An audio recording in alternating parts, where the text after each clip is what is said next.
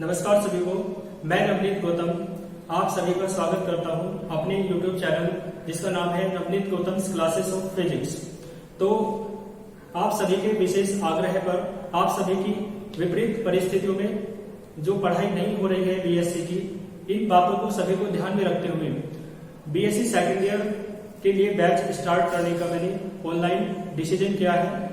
तो आप सभी देखें, तो फिजिक्स आपको पढ़ना है for BSc second year, Hindi and English medium. आप जानते हैं एक समस्या रहती है, और वो समस्या क्या है कि हिंदी मीडियम में कुछ स्टूडेंट्स पढ़ना चाहते हैं और कुछ इंग्लिश मीडियम में पढ़ना चाहते हैं। लेकिन जो बीएससी करते हैं वो अधिकांश स्टूडेंट कैसे होते हैं आप जानते हैं, वो यूपी बोर्ड के पढ़े हुए होते हैं। तो भाषा की समस्या आ जाती है, लैंग्वेज की समस्या आ जाती है।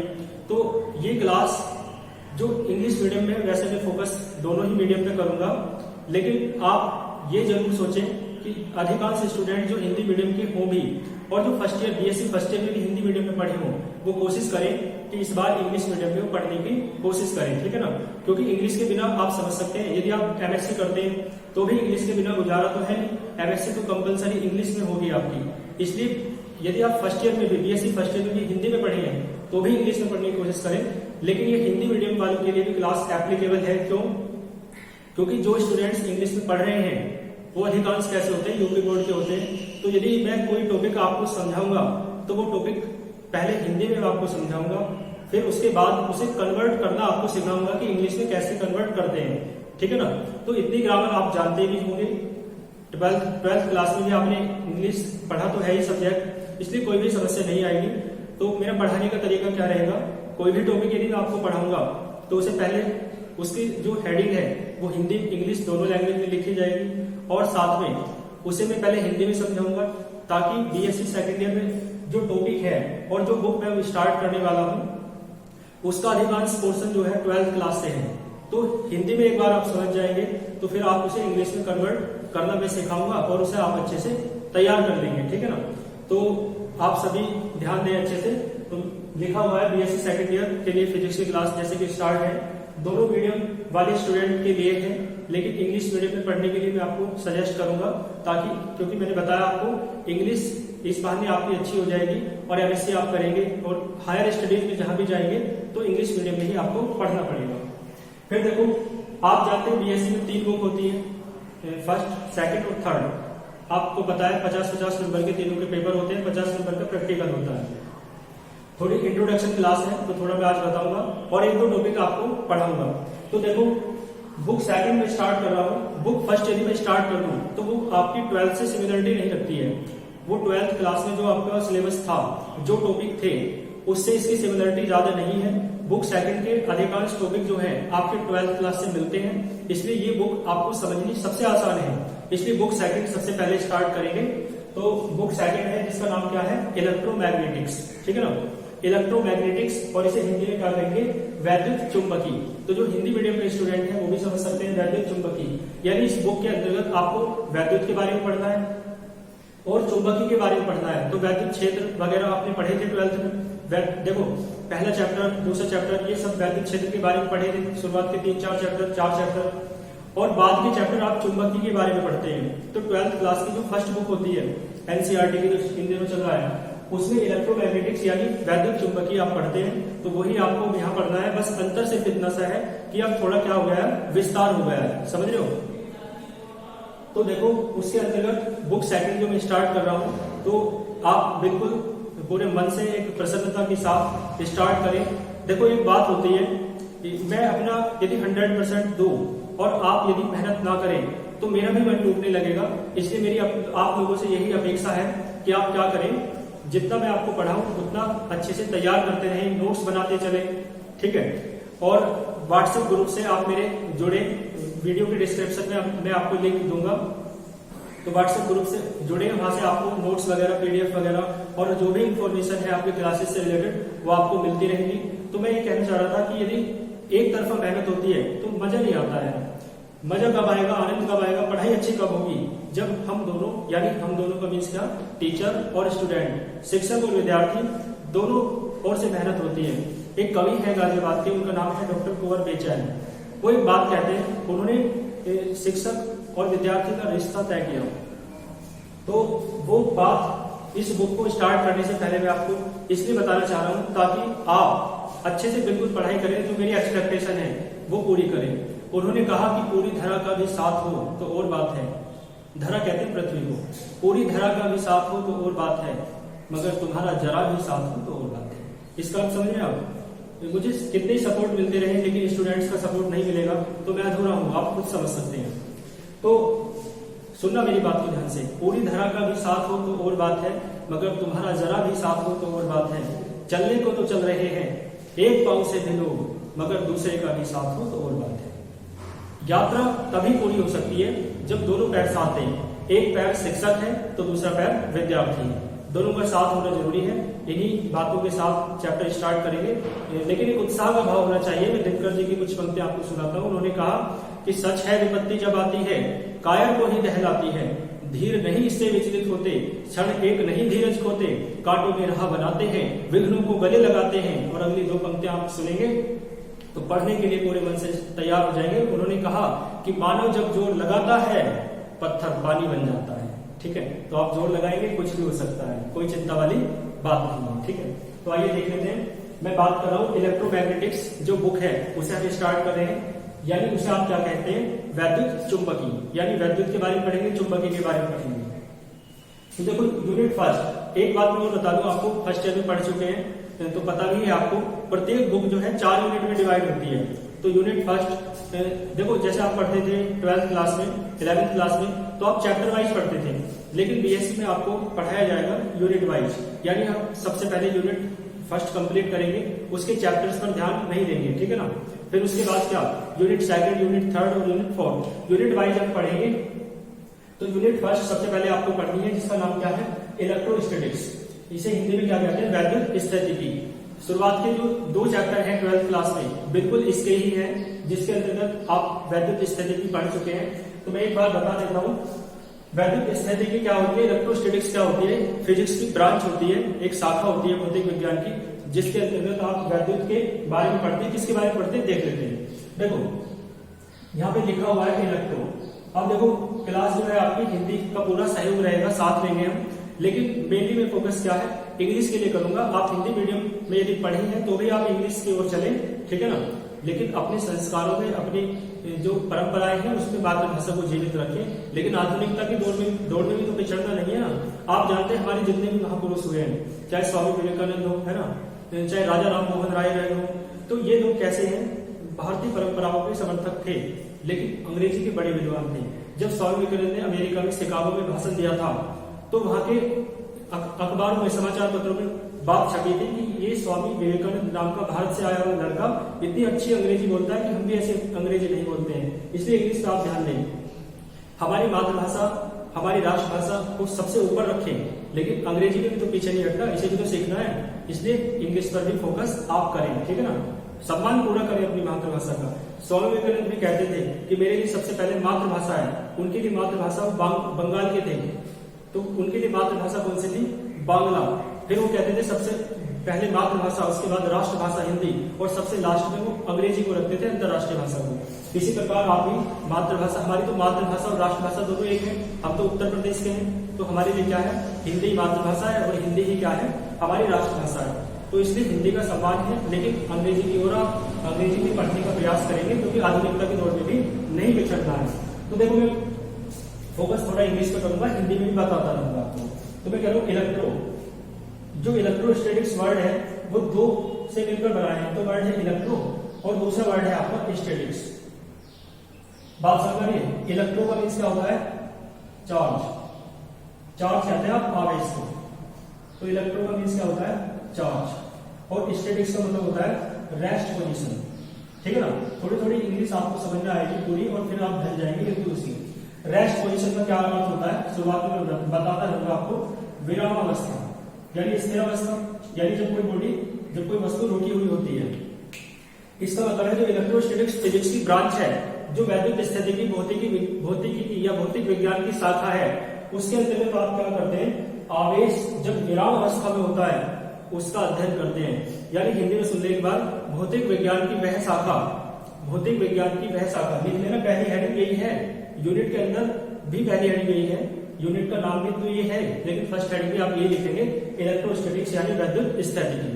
तो देखो भौतिक विज्ञान की वह शाखा जिसके अंतर्गत विराम अवस्था वाले आवेश का अध्ययन किया जाता है, यानी आवेश की विराम अवस्था का अध्ययन किया जाता है। आवेश विराम अवस्था में रहेगा तो किसका अध्ययन, आवेश की विराम अवस्था का या आवेश विराम अवस्था वाले आवेश का अध्ययन किया जाता है। यानी भाषा से कुछ फर्क नहीं पड़ता, मेन बात है उसका भाव आपको पकड़ना है, कॉन्सेप्ट आपको पकड़ना है। तो क्या कह सकते हैं, भौतिक विज्ञान की वह शाखा जिसके अंतर्गत विराम अवस्था वाले आवेश का अध्ययन किया जाता है, क्या कहलाती है, वैद्युत स्थितिकी कहलाती है। अब देखो इंग्लिश में सुनो, इंग्लिश में क्या कहेंगे, सुनो मेरी बात को, लैंग्वेज बनानी पड़ती है ना, रटनी नहीं है, चीजें बनानी है। ग्रामर आपको थोड़ी बहुत अच्छी है ही आपकी और आप ठीक कर लेंगे। देखो कैसे, जैसे हिंदी में कहा वैसे इंग्लिश में कहना है, कोई चिंता वाली बात नहीं है। क्या कहेंगे, the branch of physics, the branch of physics in which we study, हम पढ़ते हैं ना, in which we study about the rest position charge, ये about the rest position of charge, जिसमें हम चार्ज की आवेश की रेस्ट पोजीशन के बारे में पढ़ते हैं। तो उसे क्या कहते हैं, कॉमन लगा देखो, इज कॉल्ड है, क्या कहलाती है, इलेक्ट्रोस्टैटिक्स। ठीक है, जो मैं बोल रहा हूँ ना वो भी आपके नोट्स हैं। तो बेस्ट नोट्स वही होते हैं जो आप वीडियो क्लासेस देख के थोड़ी मेहनत पड़ती है, टीचर बोलता है वो बातें भी आप नोट करते हैं। ठीक है ना, बाकी पीडीएफ नोट्स इंग्लिश में तो मैं आपको दूंगा ही, लेकिन बेस्ट नोट्स कौन से हैं, जो आप मुझे क्लास को है ना देखकर, सुनकर, मुझे क्लास को देखकर और पीडीएफ नोट्स जो मैं आपको दूंगा उन सभी के कॉम्बिनेशन से अपने आप बनाएंगे तो नोट्स आपके कैसे होंगे, बेस्ट होंगे। ठीक है ना, कराया नहीं लेना चाहिए। तो देखो इलेक्ट्रोस्टैटिक्स क्या होती है, ब्रांच समझिए, the branch of physics in which we study about the rest position of charge is called, क्या कहलाता है, इज कॉल्ड या इज नोन एज, नोन का मतलब KNOWN, नोन, थर्ड फॉर्म है नो की, इज नोन एज क्या कहलाता है, इलेक्ट्रोस्टैटिक्स। समझ गए, यानी जब आवेश विराम अवस्था में रहेगा तब जो फिजिक्स की ब्रांच हमें पढ़नी है उसे हम क्या कहते हैं, इलेक्ट्रोस्टैटिक्स कहते हैं, वैद्युत स्थितिकी कहते हैं। देखो ज्यादा गौर नहीं करता, फर्स्ट टॉपिक पे आता हूँ और वो टॉपिक आपका पढ़ा हुआ है, उसका नाम आपने पढ़ा था, क्या नाम था, 12th क्लास में पढ़ा है, जिसका नाम है कूलाम का नियम। देखो कूलाम का नियम पढ़ते हैं, समझ लो ना, कोई हार्ड नहीं है, कूलाम का नियम आपने 12th में पढ़ा है, आपके याद होगा भी थोड़ा बहुत। तो कूलाम का नियम जो है आप समझ सकते हैं कितनी आसान चीज है ना। तो इसी प्रकार आसान चीजें हैं, बस थोड़ा विस्तार होगा, बाकी और कुछ नहीं है। तो ये सब मैं रफ कर रहा हूँ। अब फर्स्ट टॉपिक पे चलते हैं, जिसका नाम क्या है, कूलाम का नियम। ठीक है ना, तो काफी इंट्रोडक्शन हो चुका, आइए चलते हैं फिर कूलाम के नियम पर। ठीक है एक बात और मैं बता दूं, मैं पिछले 5-6 वर्षों से BSc पढ़ा रहा हूँ भवाने में, ताकि आप लोग जो मुझे नहीं जानते हैं वो ये ना सोचें कि कोई ऐसी है ना, मतलब मैंने पढ़ाया है 5-6 वर्षों, सोशल इंस्टीट्यूशन में पढ़ाया है ना, और अपना BSc के बैच भी मैंने पढ़ाए हैं, तो आप मुझ पर विश्वास कर सकते हैं, मैं ऐसा कहना चाहता हूँ। ठीक है, आइए देखते हैं, बाकी वो तो आप अभी तक देखेंगे, आप वीडियो अच्छे से लगेगा आपको तो आप सपोर्ट करें, और यदि कोई कमी रहे तो आप मुझे बता सकते हैं मैसेज के माध्यम से, व्हाट्सएप ग्रुप में आप जुड़ जाएंगे, वहां से आप मुझे बता सकते हैं मेरी कमियां।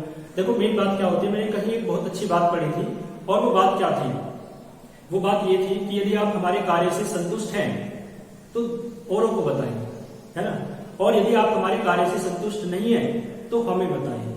तो यदि आप मेरे कार्य से संतुष्ट नहीं होंगे तो मुझे बताएं, मैं अपनी कमियां सुधारूंगा, लेकिन यदि आप मेरे कार्य से संतुष्ट हैं तो आप औरों को बताएं और वीडियो को अधिक से अधिक फैलाएं। ठीक है ना, आइए फिर चलते हैं मुख्य विषय की ओर, और वो क्या है, कूलाम का नियम। लेकिन इंग्लिश की बात करनी है, इंग्लिश में तो कूलाम्स लॉ। ठीक है, कूलाम्स लॉ, भाई अपोस्ट्रोफी एस का क्या मतलब होता है, कौन, तो इसे हिंदी में क्या कहेंगे, कूलाम का नियम। देखो कूलाम का नियम आपके याद हो या ना हो, लेकिन मैं एक बार आपको बता देता हूं, क्या कहेंगे एक बार समझ लीजिए। कूलाम के नियम के अनुसार, एक बार हिंदी में बता देता हूं सबको, है ना, इंग्लिश में फिर बात बताऊंगा। एक बार कॉन्सेप्ट आप हिंदी में समझ जाएंगे, क्योंकि हिंदी मीडियम के विद्यार्थी अधिकतर होते हैं, कोई इक्का दुक्का ही CBSE बोर्ड का BSc करता है।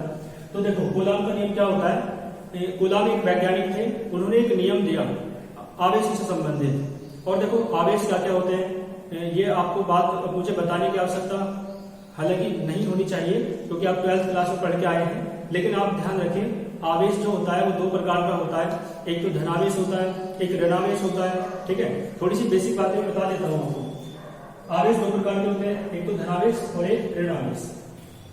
जो समान, देखो अब आवेश दो प्रकार के हैं, तो आपका एक आवेश मान लो प्लस है, दूसरा भी प्लस है, यानी दोनों आवेश कैसे हैं, धनावेश। मान लो एक आवेश आपका ऋणावेश है और दूसरा भी ऋणावेश है, तो इसका मतलब है धनावेश धनावेश के बीच कौन सा बल लगता है, आपको पता होना चाहिए, प्रतिकर्षण बल लगता है। ऋणावेश ऋणावेश के बीच कौन सा बल लगता है, प्रतिकर्षण बल।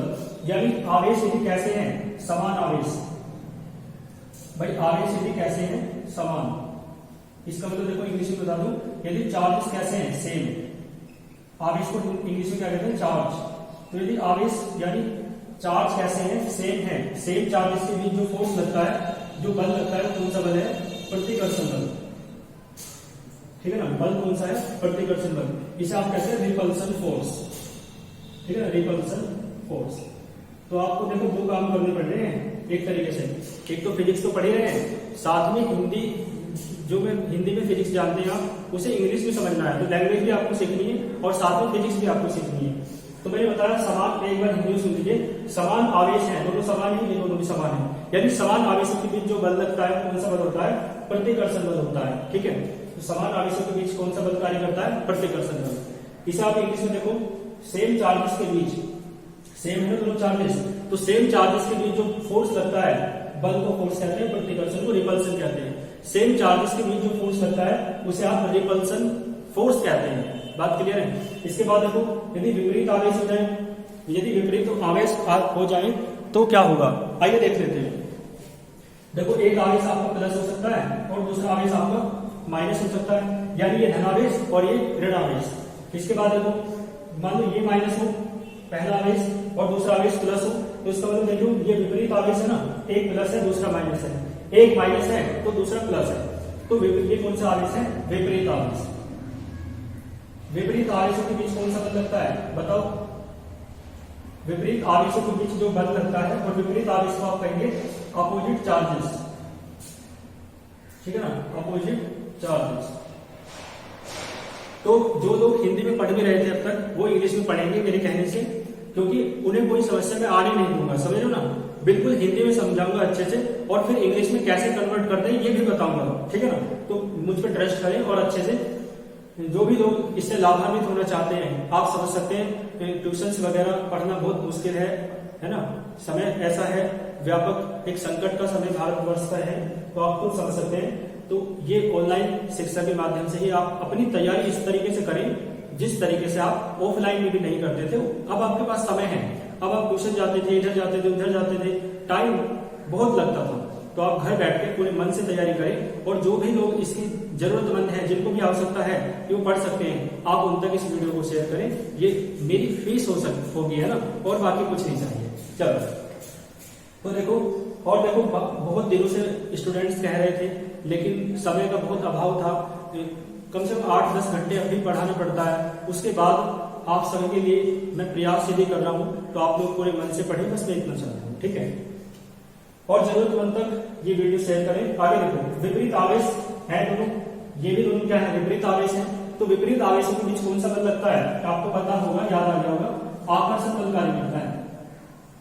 विपरीत आवेशों के बीच कौन सा बल कार्य करता है, आकर्षण बल। आकर्षण बल को आप कहते हैं अट्रैक्शन फोर्स, है ना, ये तो वर्ड सबने सुना होगा, अट्रैक्शन फोर्स। बहुत समझदार है हम लोग। ठीक है ना, तो क्या है, आकर्षण बल, यानी विपरीत आवेशों के बीच जो बल लगता है वो कौन सा बल होता है, आकर्षण बल। ठीक है, अट्रैक्शन फोर्स बोलते हैं इसे। तो वीडियो को पोस्ट करके आप अपनी काम की चीजें नोट कर लेंगे, मैं फिर आगे चलता हूँ। मुझे तो कूलाम का नियम पढ़ाना है ना, तो कूलाम के नियम क्यों चलते हैं, बेसिक मैंने आपको बता दिया। ठीक है, तो इसका मतलब है सेम चार्जेस के बीच जो फोर्स लगता है वो रिपल्सन फोर्स है, रिपल्सन बैठा दो, प्रतिकर्षण माइंड में, और अपोजिट चार्जेस के बीच जो फोर्स लगता है वो अट्रैक्शन फोर्स है। ठीक है, तो चलो फिर मैं रफ कर रहा हूँ, नोट कर लेता हूँ।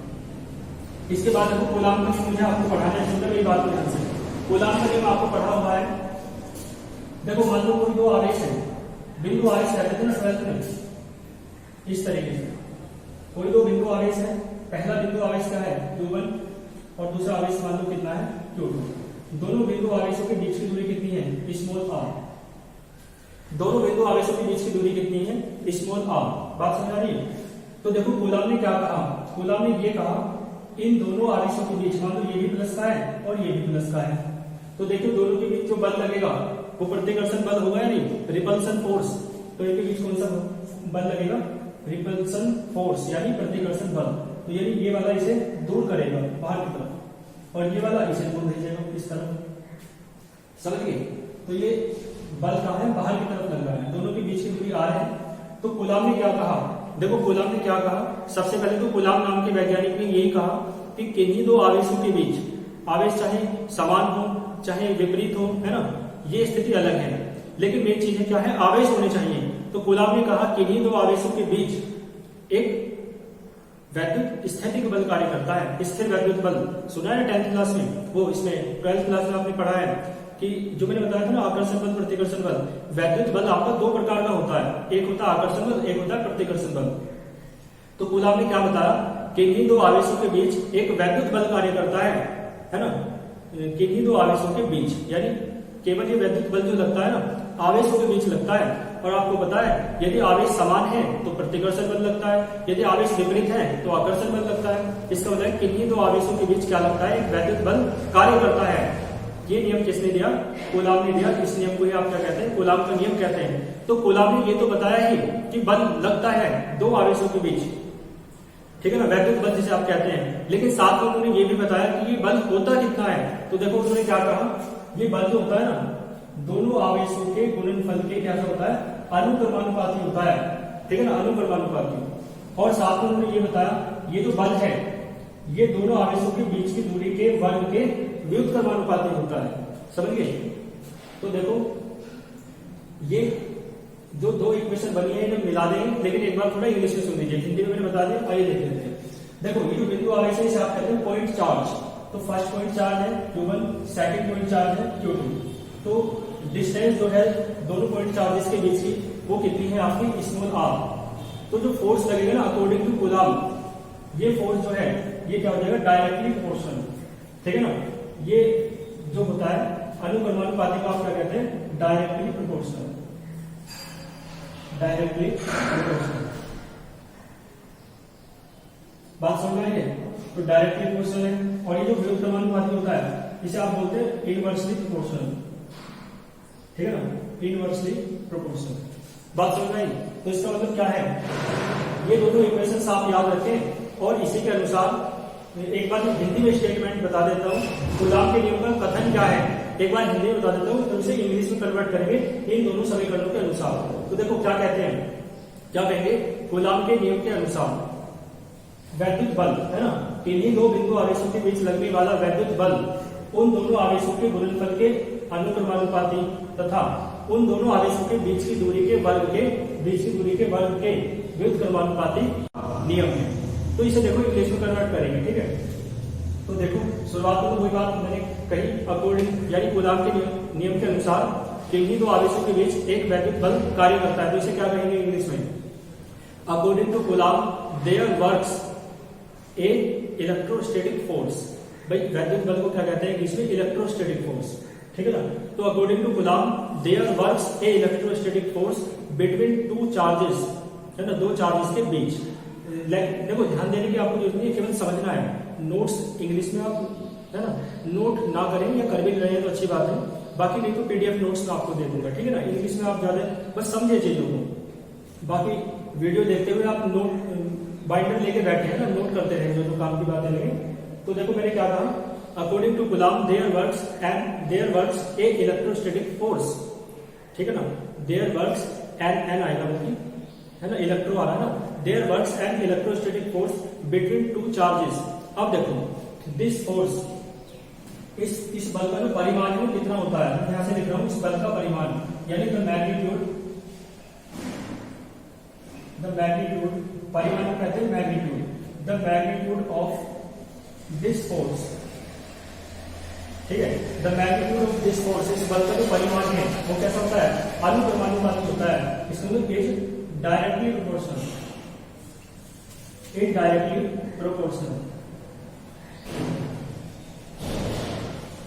ठीक है। डायरेक्टली प्रोपोर्शनल किसके हैं, दोनों आवेशों की गुणनफल के। तो इस डायरेक्टली प्रोपोर्शनल टू द गुणनफल को कहते हैं product, is directly proportional to the product of दोनों आवेशों, यानी दोनों को कहते हैं बोथ और आवेशों को कहते हैं चार्जेस।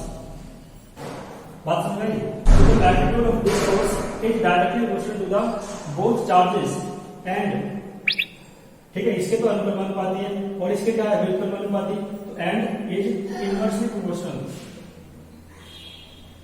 ठीक है, एंड इज इनवर्सली प्रोपोर्शनल। यहां तक समझ में आ रहा है आपको?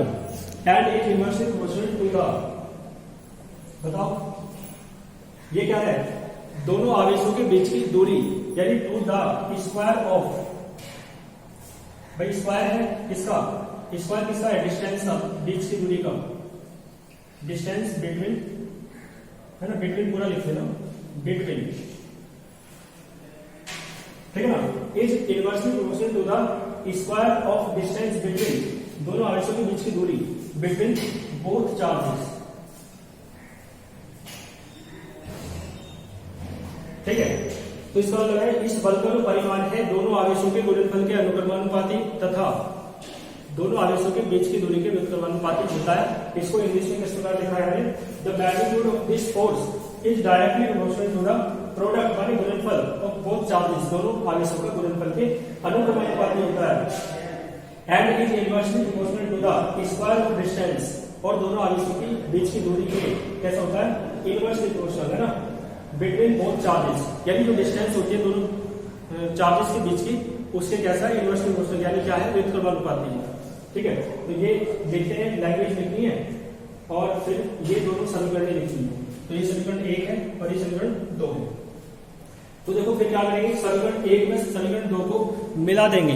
तो समीकरण 1 में समीकरण 2 को मिलाओ, तो ये लैंग्वेज आप वीडियो को पोस्ट करके नोट कर लेंगे, मैंने मिला देता हूं, है ना।